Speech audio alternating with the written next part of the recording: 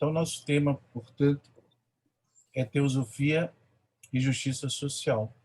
Um tema bastante instigante, né, e atemporal.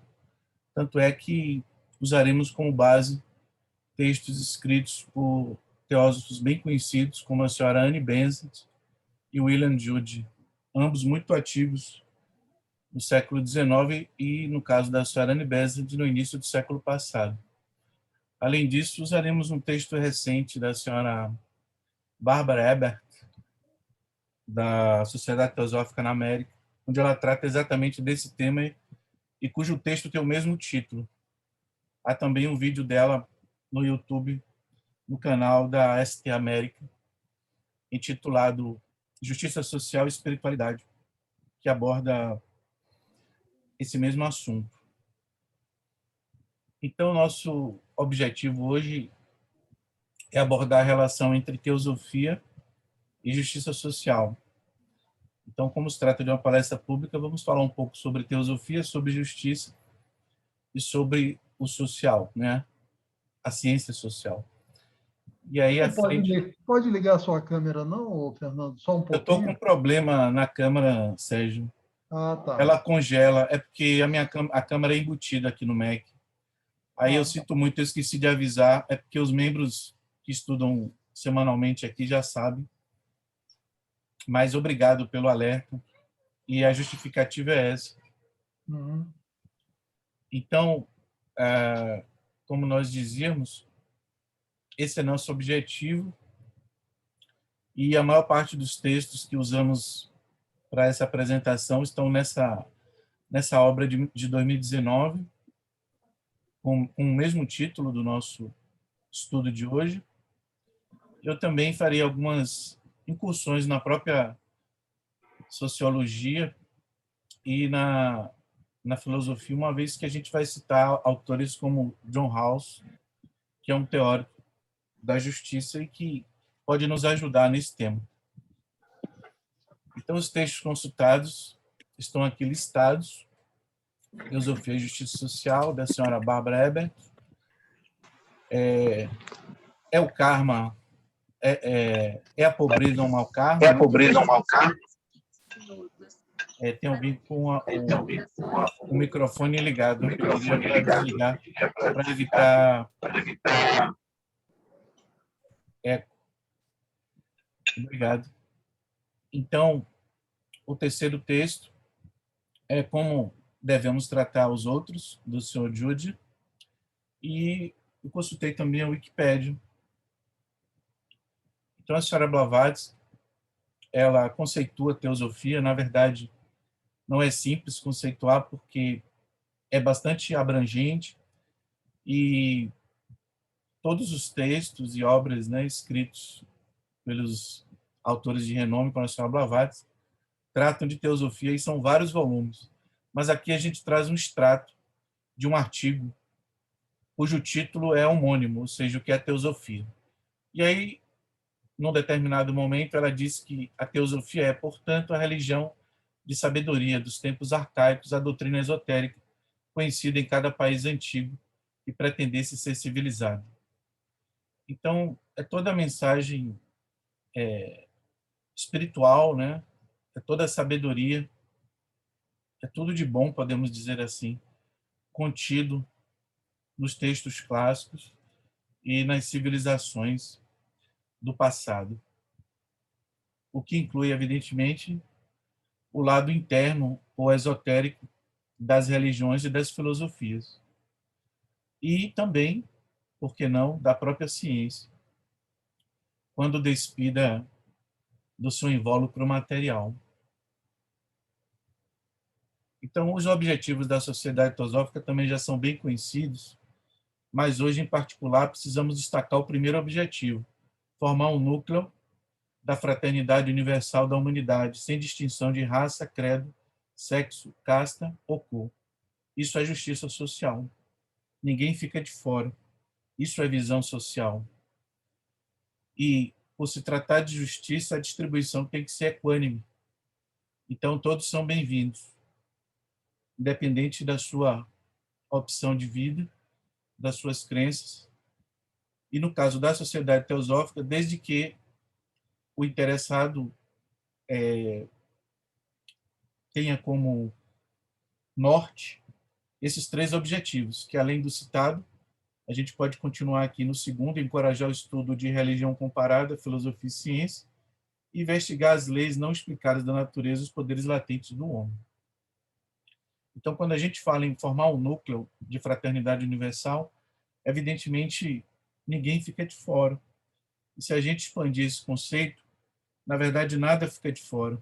Nem o meio ambiente, nem os animais, nem os demais reinos da natureza, muito menos o planeta, o sistema solar, a galáxia e o universo.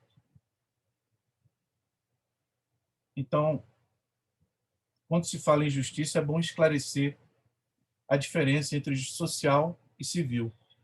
Então, a justiça social, ela é diferente da civil, pois essa última, ela trata com os tribunais, trata com leis, que são convenções humanas e que atendem um determinado período da história, são, portanto, temporais e falíveis, e a justiça civil, ela tem os olhos vendados. Então, ela distribui essas leis, essas normas, independentemente do indivíduo, da sua origem, das suas crenças. Mas no caso da justiça social, se busca justamente o contrário, tirar vendas dos olhos da justiça para que se possa identificar as necessidades individuais e se buscar, então, medidas para remediar essas desigualdades por meio dessa verificação, através da implementação de ações que irão atender às necessidades que são particulares de cada um. Isso significa que aqueles que mais precisam deverão ser os mais ajudados, os mais auxiliados. E esse auxílio ele deve ser específico. Então, a abordagem ela não é genérica, mas ela é particular e visa cada indivíduo, cada grupo, portanto. A justiça social ela parte do princípio de que todos os indivíduos de uma sociedade têm direitos e deveres iguais. Ou seja, todos precisam ter as mesmas oportunidades para que tenham uma vida digna e minimamente aceitável. Isso em todos os aspectos da vida social. Obviamente, aí está incluso, né, o acesso à educação, o acesso à leitura, o acesso à alimentação, a condições dignas de vida. Isso quer dizer que todos os direitos básicos, como saúde, educação, justiça, trabalho e manifestação cultural, devem ser garantidos a todos. Então, esses são textos que nós retiramos de um artigo escrito por um sociólogo e cujos elementos são muito úteis na nossa reflexão de hoje.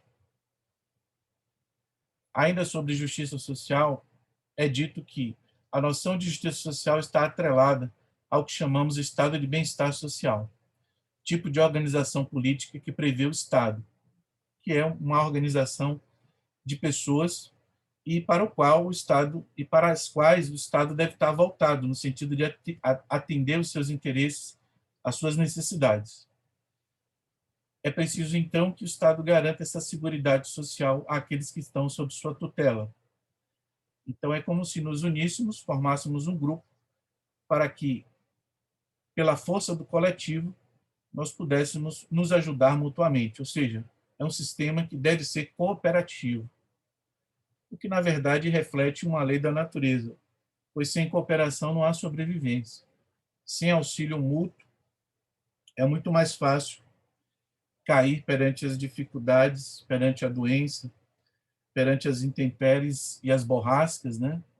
Como principalmente aqueles países que vivem grandes tragédias, terremotos, furacões, que são elementos da natureza, mas que podem acontecer em muitos locais.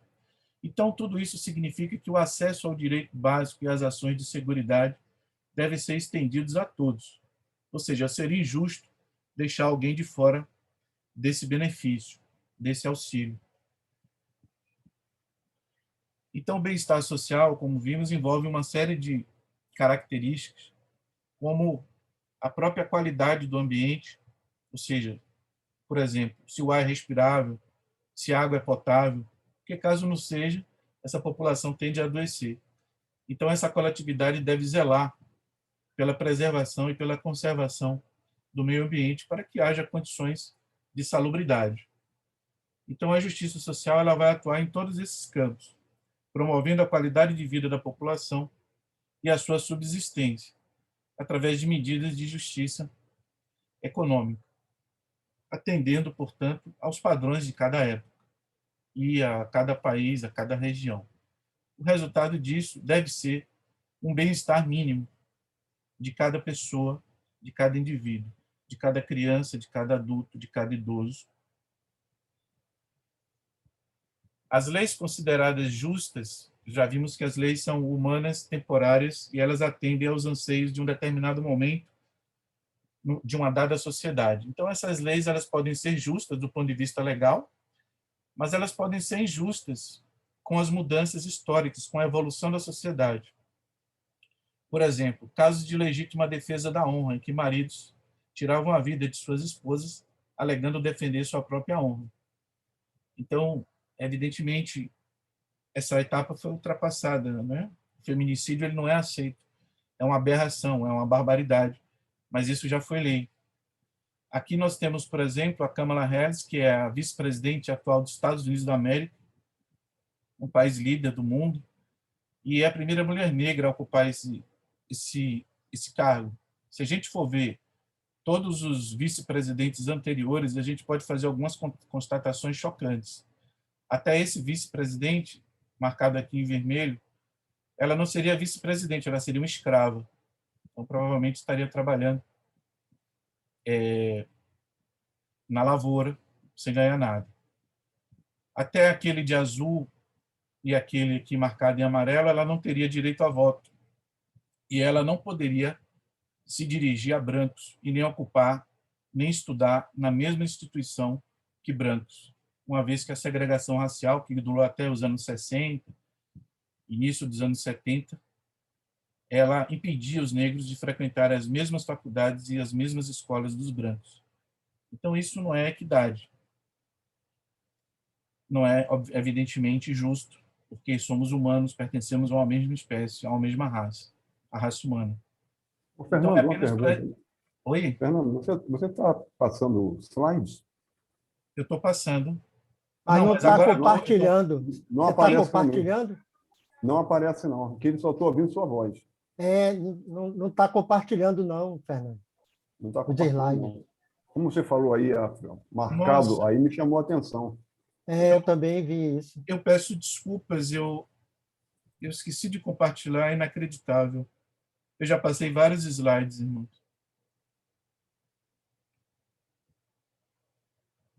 Eu esqueci de compartilhar.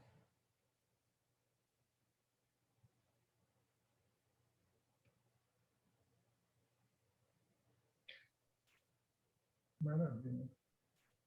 E agora? Perfeito. Sim, Vai soltar. agora sim.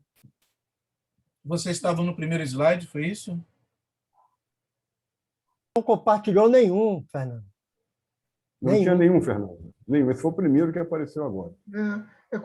Mas a sua fala está tão excelente, Fernando, que o slide é apenas um adereço a mais. Muito, muito compreensível, muito clara, muito lúcida a sua explanação. O slide Então, é eu agradeço. Então, eu estava me referindo a esse gráfico aqui, na minha fala anterior, a questão da justiça social, o conceito de justiça social, a diferença entre justiça social e civil, os objetivos da sociedade teosófica e o conceito de teosofia.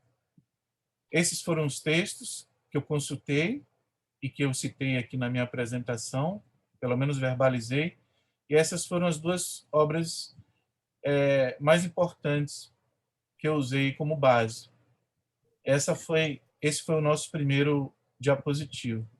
Vou retornar então à Kamala Harris, que é então a vice-presidente atual dos Estados Unidos da América, e aqui são os presidentes anteriores aos quais me referi. Até esse de vermelho, ela seria uma escrava, do azul até esse de amarelo, ela não poderia estudar. Primeiro, não poderia votar, não poderia eleger ninguém, do ponto de vista dos pleitos, né, eleitorais. E segundo, ela não poderia, até esses presidentes aqui, até em amarelo aqui, o Richard Nixon como vice, ela não poderia frequentar as mesmas escolas e as mesmas faculdades dos brancos.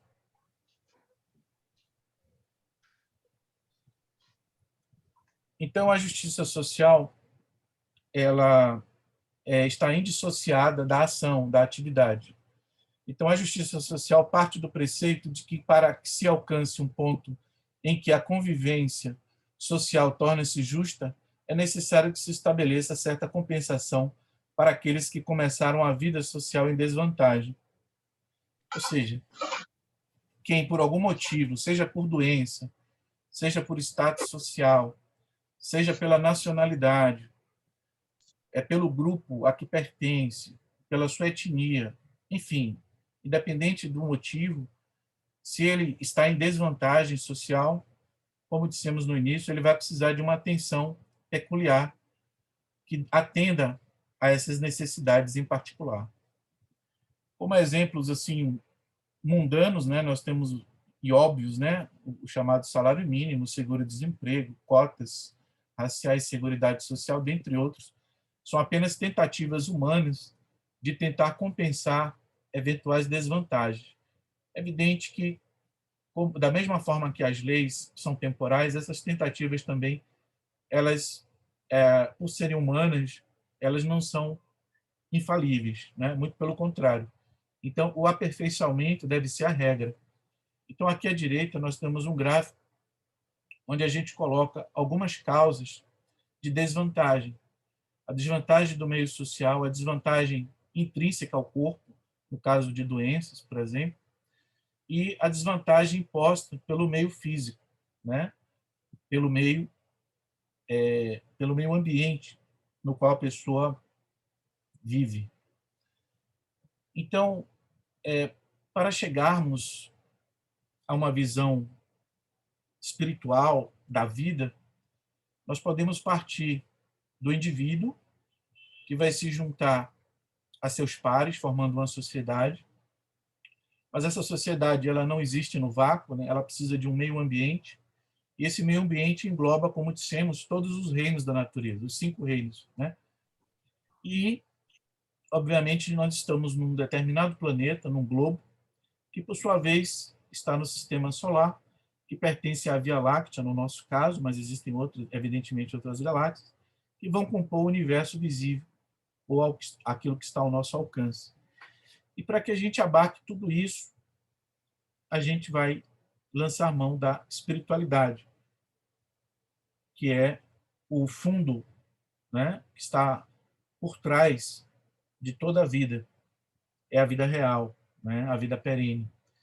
Então, quando a gente fala em justiça social, em justiça, nada disso fica de fora, porque o que chamamos de social engloba tudo aquilo que está ao nosso alcance, tudo aquilo que divide conosco a sua existência, senciente ou não, no universo.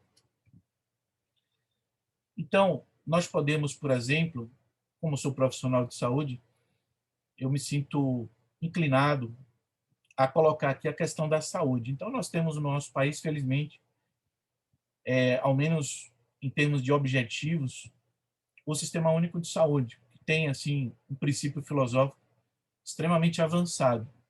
E os princípios do SUS são equidade, universalidade e integralidade. A equidade é atender individualmente cada um nas suas devidas necessidades. A universalidade é não deixar ninguém de fora, e a integralidade é ver o homem como um todo, ou seja, ter uma visão holística da pessoa. Não é apenas curar doença, mas prevenir problemas e garantir, como diz a Organização Mundial de Saúde, um estado de bem-estar físico, psicológico, né, mental e espiritual. Isso já foi incluído como princípio da OMS. O mesmo se dá com o SUS. Então, a gente pode exemplificar a equidade, que é o que mais representa o que chamamos de justiça social. Então, por exemplo, se o indivíduo chega com a parada cardíaca na emergência, ele tem prioridade sobre aquele indivíduo que chega com resfriado, nariz entupido e febre. Então, a necessidade dele é uma necessidade mais imediata, mais urgente. Então, mesmo que o indivíduo com resfriado tenha chegado primeiro, a equidade nos manda atender aquele doente mais grave, porque ele corre um risco maior de vida. O seu problema é mais sério.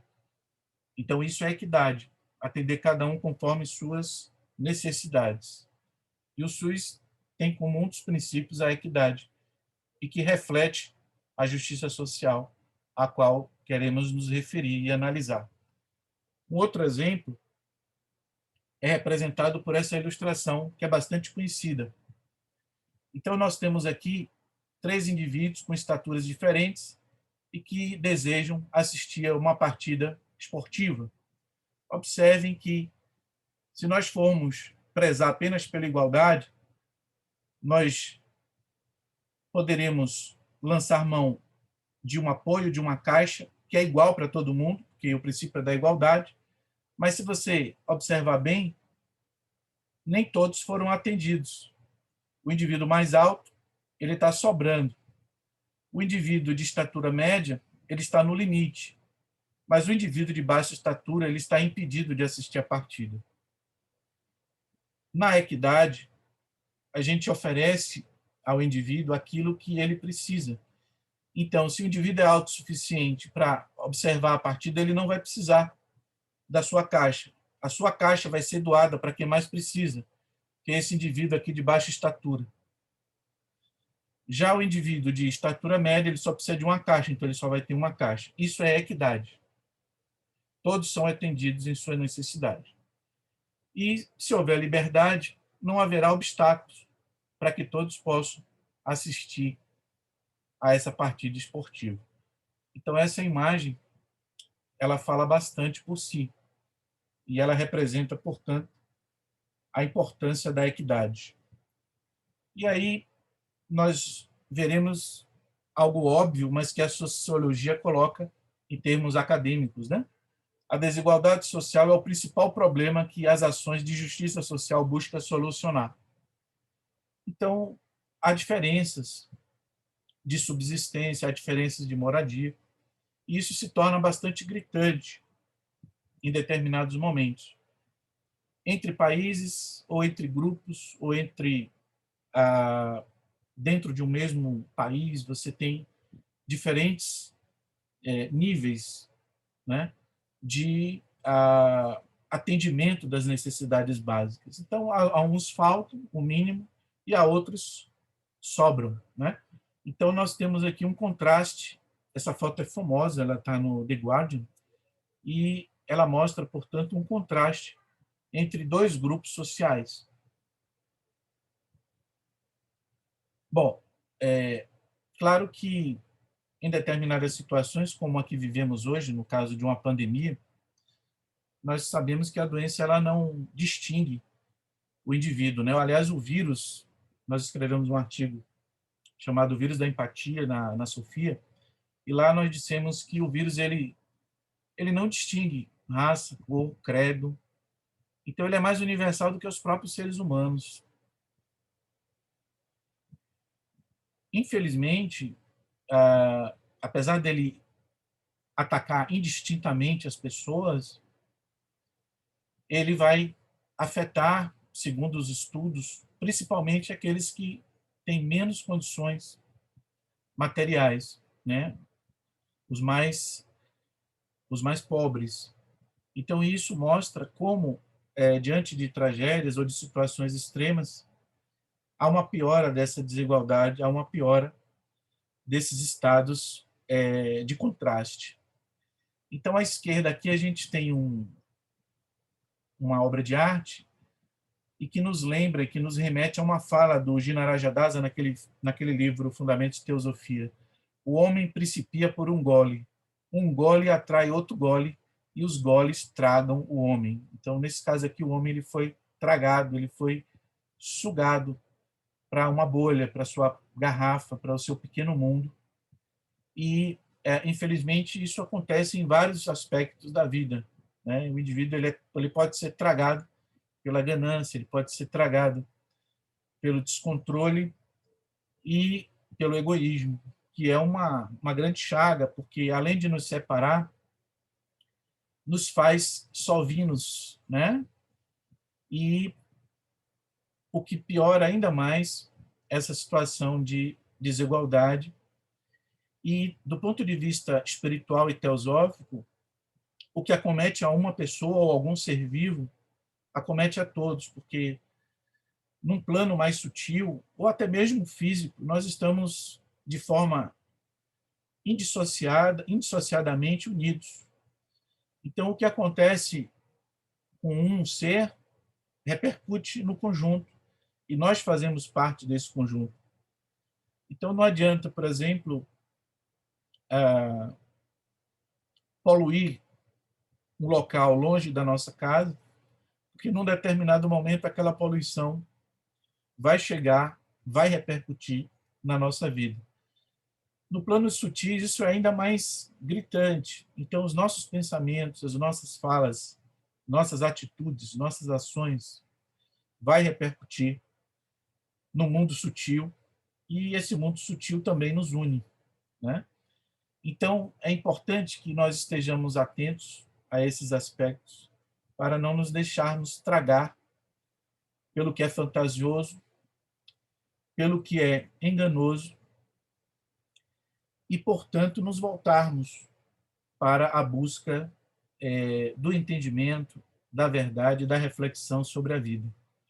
E aqui à direita, né, uma campanha que eu vi na internet, que é um pedido, né, para não se taxar o livro, porque a gente sabe que foram liberados impostos para armas, mas querem taxar livros. E se a gente taxa livro, a gente dificulta o acesso das pessoas ao conhecimento. E conhecimento significa muito, né? A gente sabe que boa parte dos nossos problemas advém da ignorância.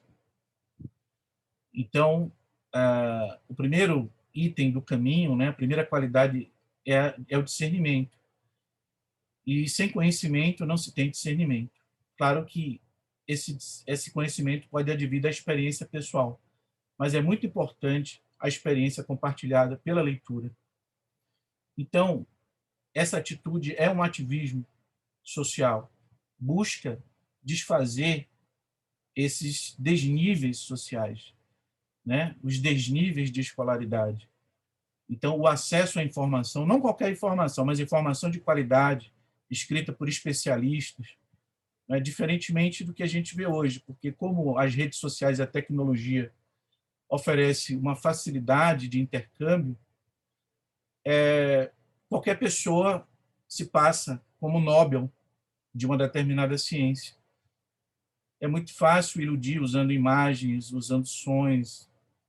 Então, hoje a gente vive não apenas uma epidemia de doença, mas uma epidemia de notícias falsas, que visam atender interesses escusos de determinados grupos. Então, se a gente se alinha a isso, a gente está semeando o mau karma. Então, a gente vai colher o fruto da desinformação.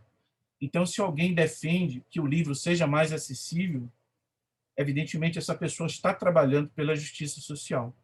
E como nós vimos, o social é a espiritualidade. E qualquer pessoa que trabalhe pelo bem da humanidade, pelo bem do planeta, pelo bem do cosmos, essa pessoa está se alinhando ao que chamamos de evolução, que é uma força da natureza. Então, nós podemos, como disse o Sr. Leadbeater, ajudar ou dificultar essa evolução. Depende com quem nós nos alinhamos. Então, o John House, eu tive a felicidade de conhecer na faculdade, não pessoalmente, evidentemente, as ideias dele, e eu achei bastante pertinente trazê-las aqui. Então, em sua obra chamada Uma Teoria da Justiça, de 71, House ele propõe um experimento mental que ele chama de situação inicial, ou posição original, como base para construir uma ideia de justiça equitativa. Então, o que seria essa posição inicial? Como eu disse, é um experimento, é uma proposta. E aí a gente vai imaginar que todos nós vamos partir para a vida, não como a conhecemos, mas imagine que nós estamos entrando na vida, né? Você pode imaginar até como um bebê, cuja situação posterior é desconhecida. Então nós não vamos saber onde, nós não saberemos onde vamos nascer, em que país, se é um país rico ou pobre, mais escolarizado ou menos escolarizado. Não saberemos a nossa raça, não saberemos as nossas características sexuais, o nosso gênero, se homem, mulher ou estados intersexuais, não saberemos. Não saberemos a nossa situação financeira, não saberemos se teremos ou não acesso à saúde, à alimentação. Enfim, é o que a gente chama de véu da ignorância. Então, nós vamos nos colocar na situação de um indivíduo que não sabe o que vai encontrar no futuro. E aí esses indivíduos eles vão se unir para propor princípios que vão nortear as leis que vão reger a sua sociedade. E aí, se o indivíduo se colocar nessa situação, onde ele não sabe onde ele vai parar, onde ele não sabe o que vai acontecer com ele vai ter condições justas de elaborar uma lei justa, porque ninguém vai desejar para si o pior. Então, Rawls ele faz uma proposição interessantíssima. E aí o indivíduo vai atuar com equidade. Por quê? Pelo princípio de que o que a gente deve desejar para os outros deve ser o mesmo que desejamos para nós.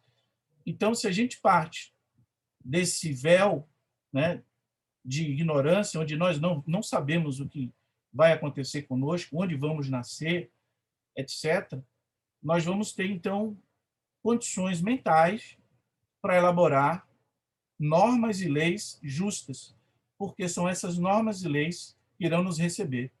Então, por exemplo, como você gostaria, ouvinte, de ser acolhido caso sofresse uma situação grave de saúde e fosse só? Aí a gente vai dizer, nossa, eu queria ser amparado, eu queria que tivesse alguém que me desse atenção, eu queria ter acesso a remédio, eu queria ter acesso aos serviços de saúde, para que eu conseguisse sobreviver e cumprir minha missão aqui na Terra, cumprir o meu dever. Justo. Mas é isso que propõe Rawls. A gente se colocar não na situação daquele que já sabe, né, o que é, o que tem, e infelizmente são esses que fazem as leis. Então, para a gente fazer uma lei justa e equitativa, a gente precisa se colocar nessa posição inicial, nessa posição germinal, onde nós não sabemos o que será de nós. Então, Rawls nos convida a imaginar a situação onde os indivíduos entram em cooperação social. Desse modo, num ato conjunto, devem decidir os princípios e as leis. Para garantir que os sujeitos forneçam princípios para a justiça equitativa, o filósofo coloca os indivíduos sob o que ele chama de véu da ignorância. Essa situação hipotética que eu acabei de citar para vocês. Então, a gente tem aqui, por exemplo, um post do Papa Francisco, né, onde ele lembra um trecho do Evangelho. Nunca nos esqueçamos dessa regra de ouro. Tudo quanto desejais que os outros vos façam, fazei-o vós também a eles.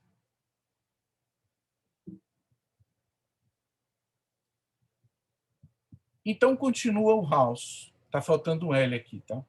Não sabem e não podem saber nada sobre as situações que teriam vantagem ou desvantagem. Sob o véu da ignorância, os indivíduos não têm informação sobre sua riqueza, cor, sexo, capacidade biológica ou mental, situação em que vai nascer, religião, preferência moral que vai possuir, etc. Os indivíduos não escolheriam princípios de modo parcial, que favorecessem apenas a si. E aí a gente relembra os objetivos da sociedade teosófica, que, em tese, visa se alinhar ao que chamamos teosofia, conceituado lá no início da apresentação pela senhora Blavatsky, como aquela sabedoria perene, aquela sabedoria intrínseca à cultura humana. Porque, evidentemente, ao falarmos de sabedoria, estamos falando de algo positivo, de algo construtivo altruísta, libertador, né? E que nos capacite para sermos melhores. Então, formar um núcleo de fraternidade universal da humanidade é, sim, atender às possíveis necessidades de cada indivíduo, porque, como colocou House, e como 100 anos antes colocou a senhora Blavatsky, ela já falou isso, a senhora Blavatsky, tem um texto onde ela diz que as pessoas se coloquem numa posição inicial. Então, essa posição inicial, que House resgata como novidade 100 anos depois, diz respeito à ignorância quanto à raça, ao credo, sexo, casta e cor que o indivíduo venha a nascer. Evidentemente, aí está incluso nacionalidade. Então, a senhora Annie Besant, que foi a segunda presidente da ST Internacional, ela se debruçou bastante sobre isso. Ela foi uma ativista social em prol dos trabalhadores, em prol do gênero feminino, né, da proteção dos direitos das mulheres. Na verdade, não existiam direitos naquela época, no século XIX, nem para criança, nem para mulher. E ela, então, teve uma participação importante em movimentos sociais antes de ingressar na Sociedade Teosófica, onde ela continuou com essa preocupação social. Não por acaso ela fundou a OTS, que é um braço da Sociedade Teosófica, que tem como outros objetivos abordar as questões ligadas à justiça social, à ordem teosófica de serviço. Então, ela também faz uma distinção importante entre Dharma e Karma, como nós veremos no próximo slide. Então, a senhora Barbara Ebert, no texto intitulado Teosofia e Justiça Social, ela diz que o trabalho social é o trabalho e a senda espiritual. Então, é algo indissociado. Se você trabalha pela sociedade, evidentemente, você está trabalhando para si, mas o objetivo não é atender apenas a si, mas a comunidade. Evidentemente, a gente está trabalhando para o espiritual, principalmente se for de forma descompromissada, no sentido de não desejar recompensa, né, por esse trabalho, por essa ação, e, portanto, tendo como vistas um fundo espiritual, e não um ganho material imediato ou qualquer ganho, né, de qualquer natureza.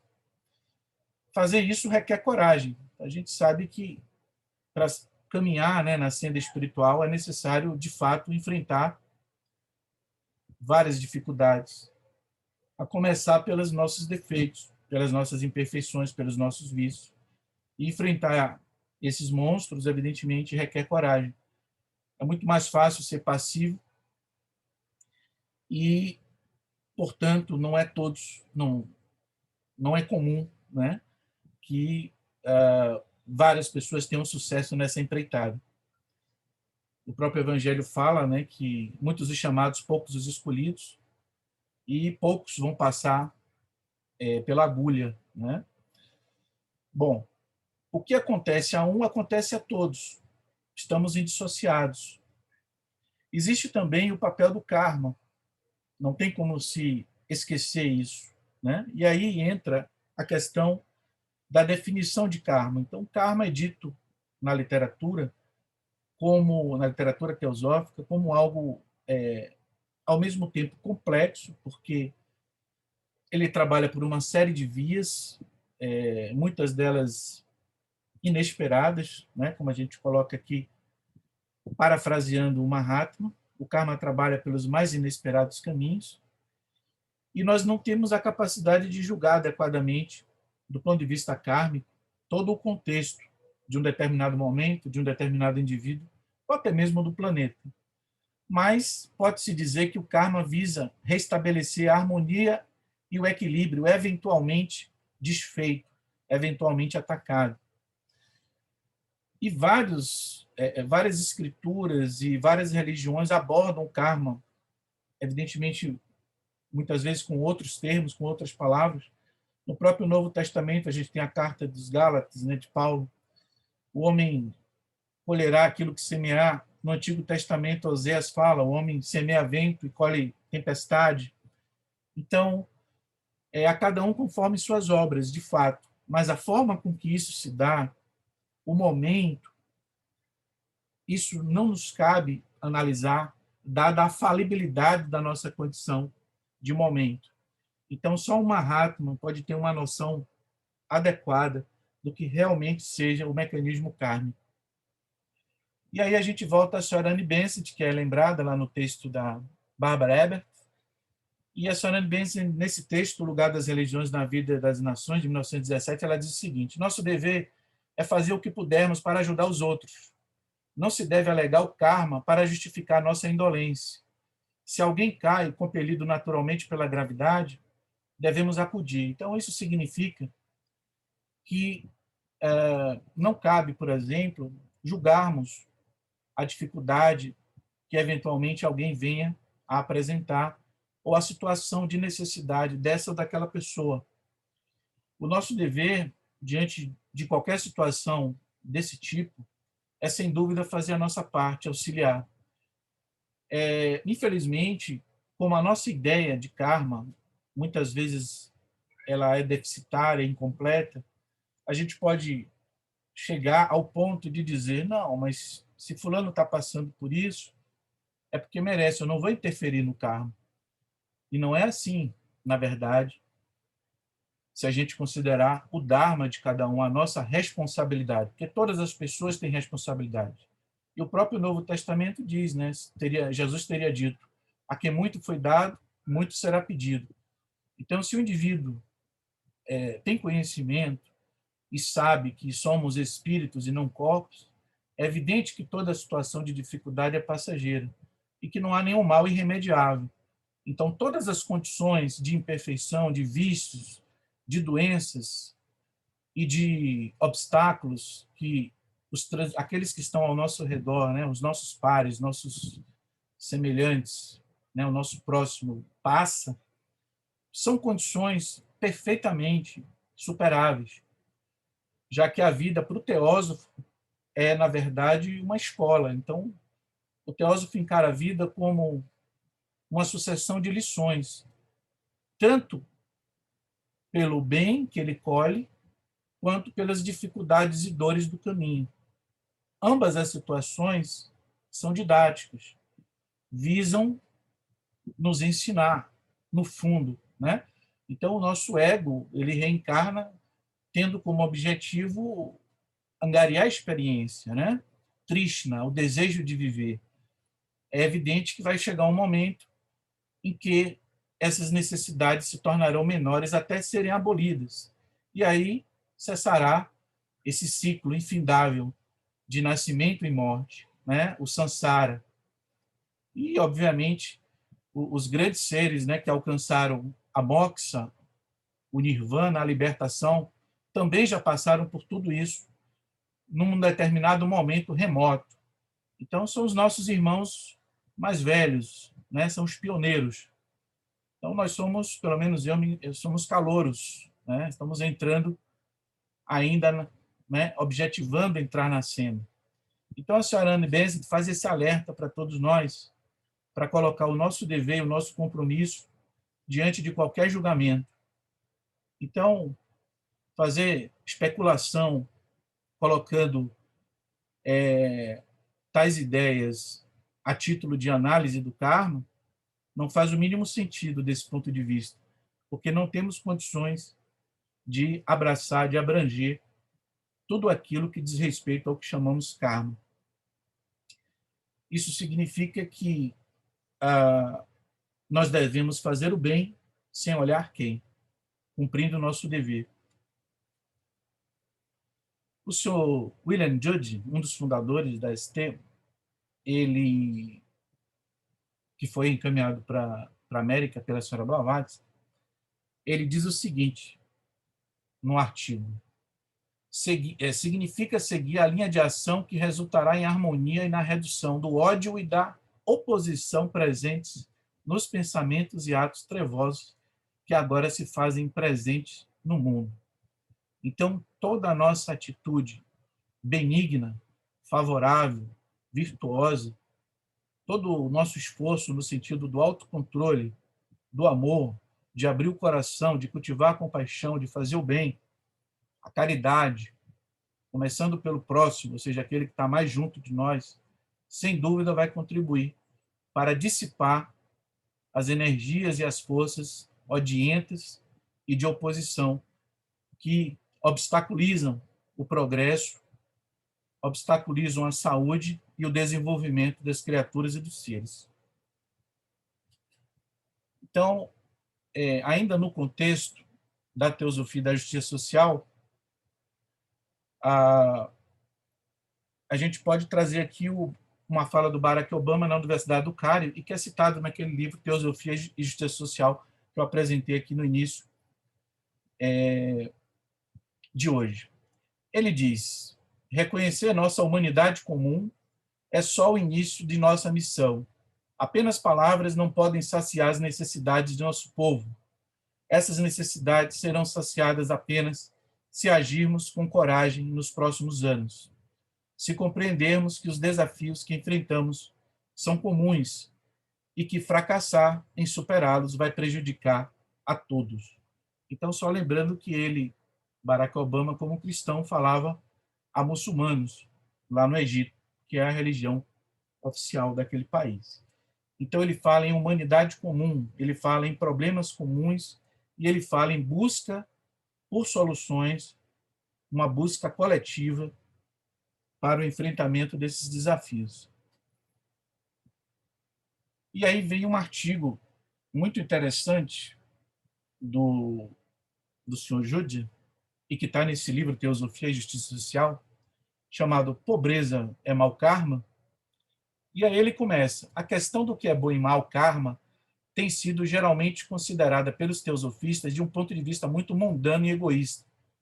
Na verdade, ele cita até comercial, né? Como se fosse uma contabilidade, tipo um livro caixa. Justiça eterna, karma seria justiça eterna. Então, tem sido citado como impondo este ou aquele estado de vida ao ego reencarnado apenas como um mero acerto de contas em um livro caixa, com um pagamento como recompensa ou uma condenação por dívida a título de punição.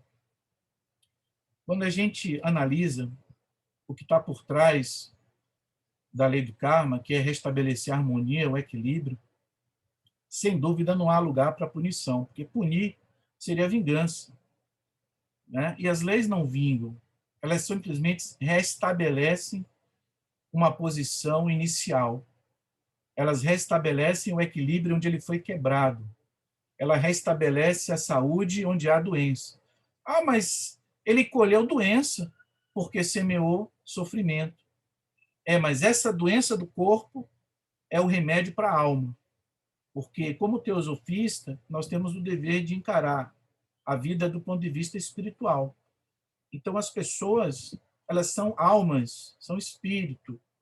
E o espírito é uno para todos nós, né? Há uma unidade subjacente nos níveis sutis que nos tornam uno, que nos tornam um único ser. Então, tudo que a gente vê e que a gente sente faz parte do mundo dos fenômenos, do mundo temporário, não é? Do mundo frustro, e que tem uma duração ordinária. Então, quando ele analisa dessa forma, se opondo à noção de que karma pune, nós estamos, portanto, colocando a visão dele do ponto de vista teosófico e não mundano. Porque, como ele diz lá em cima, se a gente analisar apenas do ponto de vista limitado e simplista, é muito fácil dizer que o karma vinga, pune. Aí ele continua: frequentemente se pensa que se um homem é rico e possui boas condições, segue-se que em sua encarnação anterior ele era bom, embora pobre. Ele está colocando aí o pensamento comum, o senso comum, né, daquele que começou a estudar sobre as leis ocultas da natureza. E aí ele continua: e que se ele agora está na pobreza, a conclusão é que, quando esteve na Terra antes, sua vida era ruim, embora rica. Então aconteceu que o único teste de karma bom ou mal é aquele baseado inteiramente em seu cofre. Ou seja, a gente está julgando apenas pelas questões materiais, pelo lado financeiro. Mas a pobreza, com todas as suas misérias, é um karma ruim, né? Será? Ele se pergunta aqui, nesse ensaio. Segue-se porque um homem nasce na posição mais baixa da vida, compelido a viver sempre da maneira mais humilde, muitas vezes morrendo de fome e ouvindo de sua esposa e filhos clamarem por comida, que, portanto, ele está sofrendo de um karma ruim? Se olharmos para a questão inteiramente do plano desta vida, dessa personalidade, então é claro, o que é desagradável e doloroso na vida pode ser considerado ruim.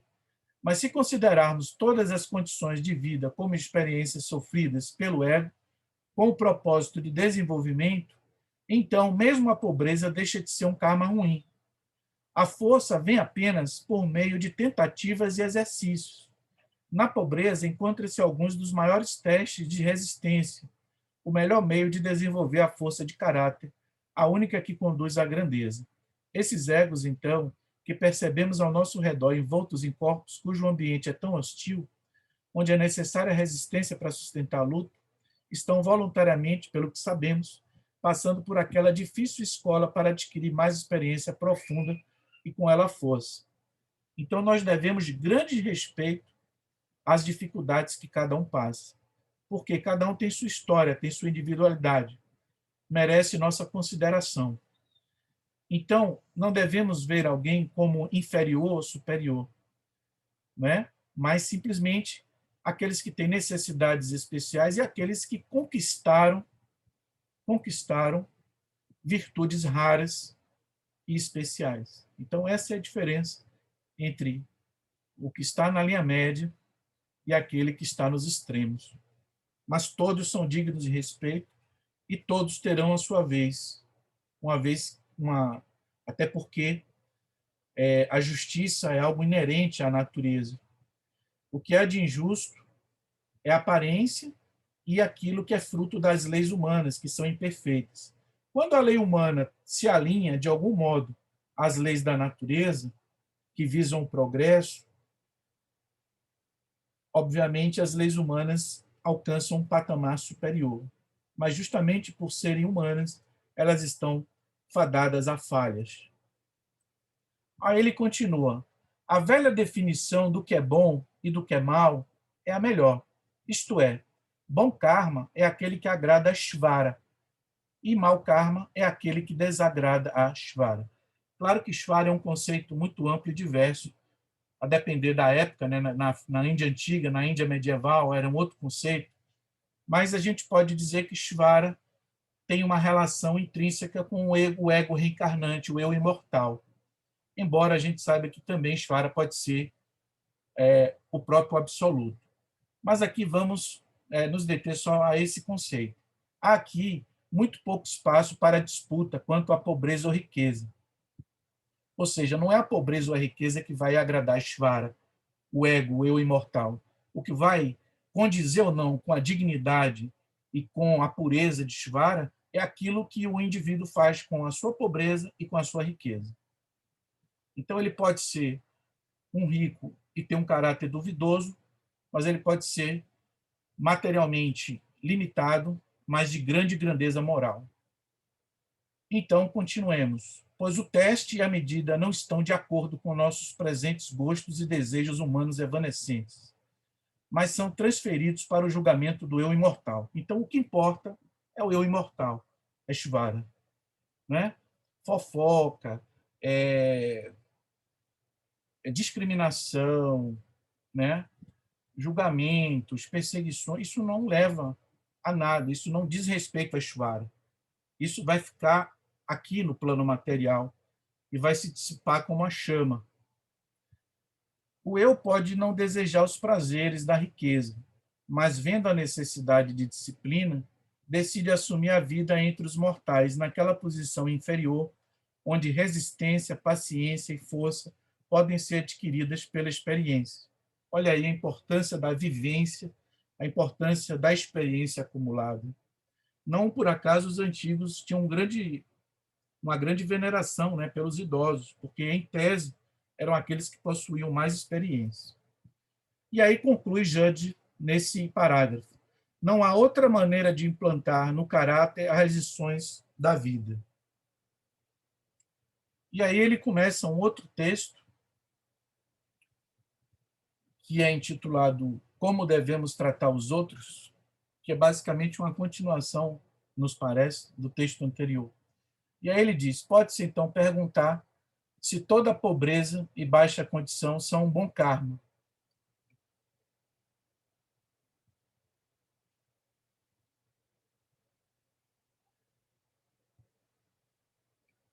Caiu, não? Não, Fernando, tá Estão me ok. ouvindo? É porque Sim, sumiu aqui da tela. mas estamos Sum- lhe ouvindo. Sumiu. Obrigado, eu já estou concluindo. Então, eu vou reiniciar aqui, porque o aplicativo sumiu da tela.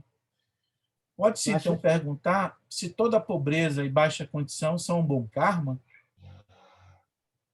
Né? Seria o oposto. A isso, podemos responder, de acordo com a regra estabelecida, pela negativa. Algumas dessas vidas, na verdade, muitas delas, são mau karma, desagradando ao eu imortal aprisionado no corpo. Então, o indivíduo ele pode levar uma vida, né, semeando dores e sofrimentos, né? Porque não são por escolha deliberada, mas o resultado de causas cegamente postas em movimento em vidas anteriores, que certamente resultaram do plantio de sementes da maldade, que mais tarde devem ser arrancadas com doloroso esforço.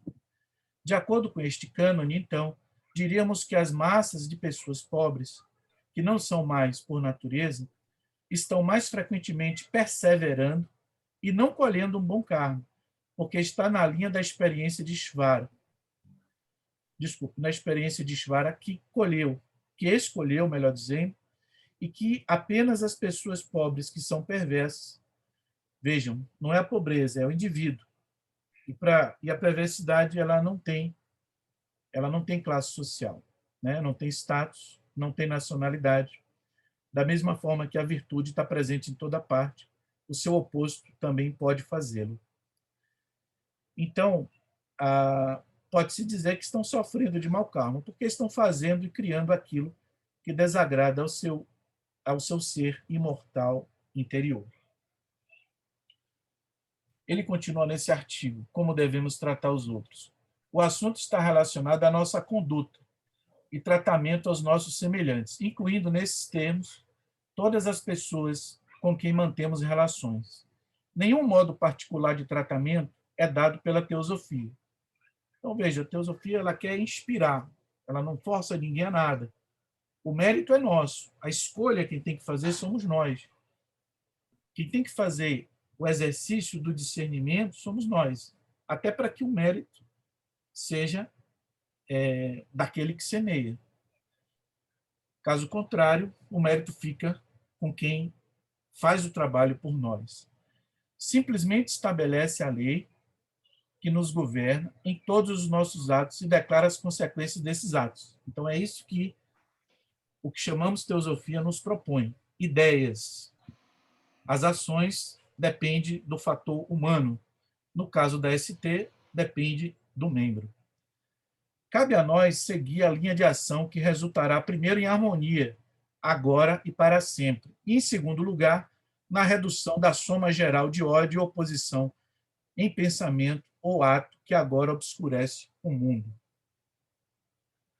A grande lei da qual a teosofia primeiro fala é a lei do karma, e é esta que deve ser mantida em vista ao se considerar a questão. Então, a gente lembra aí que a senhora Blavatsky diz que a reencarnação e a lei do karma são os princípios que devemos priorizar na divulgação, né, no estudo. Karma é chamado por alguns de lei da causalidade ética, mas também é a lei da ação e reação. E em todos os departamentos da natureza, a reação é igual à ação. E às vezes a reação do mundo invisível, mais permanente, parece ser muito maior do que o ato físico ou a palavra parecem justificar no plano físico. Isso ocorre porque a força oculta no plano invisível era tão forte e poderosa quanto a reação que vemos ser. A visão comum leva em conta apenas metade dos fatos em qualquer caso e julga totalmente por observação superficial, ou seja, a nossa visão ela é parcial, imperfeita e ela muitas vezes ela é enviesada. Então, a gente segue o viés da nossa personalidade, o viés das ideias preconcebidas, o viés do meio do qual nós nos originamos, o viés da nossa bolha com a qual nós trocamos ideias. Então, é por isso que o hindu diz: pássaros de mesma plumagem andam juntos, né? Jesus diz: tenha cuidado com a companhia. Então, hoje, precisamos ter muita atenção e usar muito a razão para filtrar as informações que chegam até nós.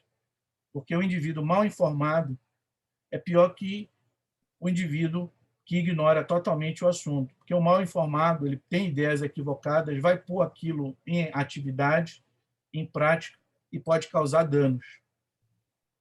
Bom, mas, retornando aqui, há uma outra ideia que esse trecho nos passa, que é aquela ideia de que nós podemos trabalhar muito só com o pensamento, com a boa intenção, com os bons sentimentos e agir localmente, embora possamos pensar globalmente. E é exatamente por isso que, quando se fala em ativismo social, não é todo mundo, evidentemente, que pode dar esse tipo de ajuda ou aquele tipo de ajuda.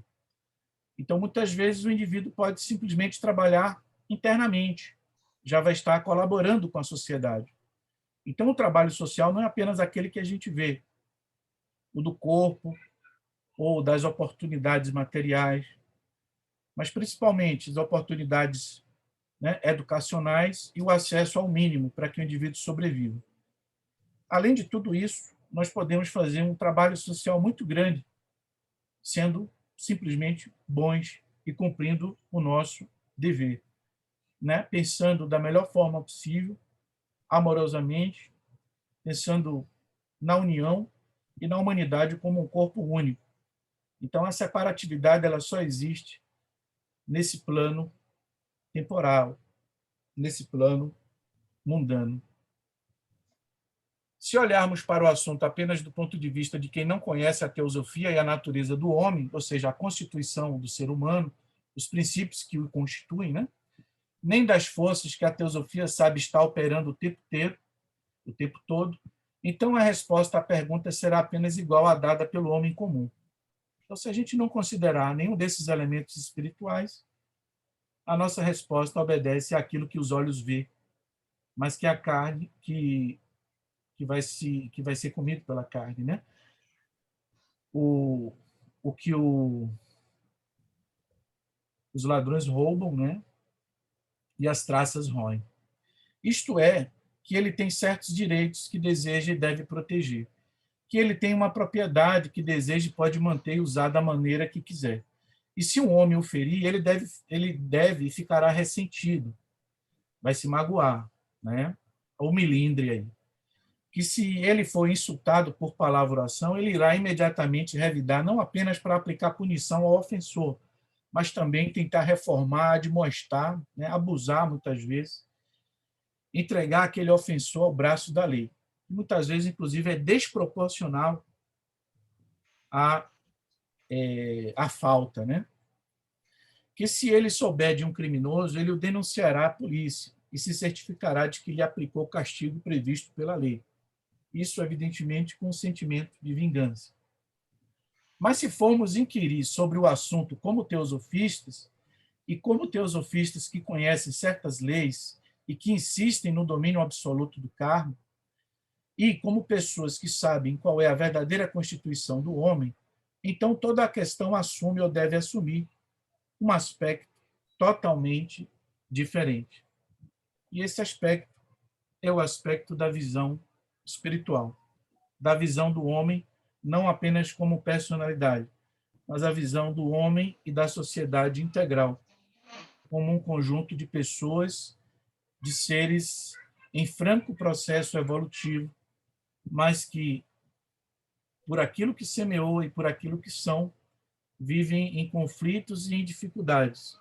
Então, o nosso papel não é aumentar essa confusão do mundo, das instituições ou das pessoas, mas, ao contrário, facilitar a saída para essas dificuldades, sendo nós mesmos, na medida do possível e das nossas forças, aquilo que é mais importante, sermos exemplo.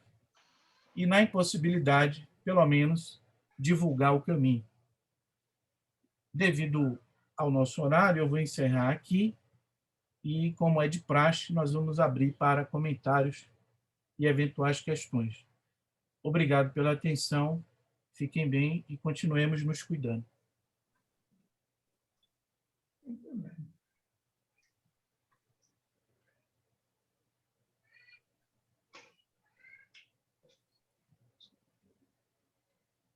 Parabéns, Fernando. Obrigado. Deixa eu tentar, que eu não estou vendo, sumiu aqui todas as... Vocês estão me ouvindo? Agora apareceu. Agora dá ouvindo Tá bem. meio... Oi?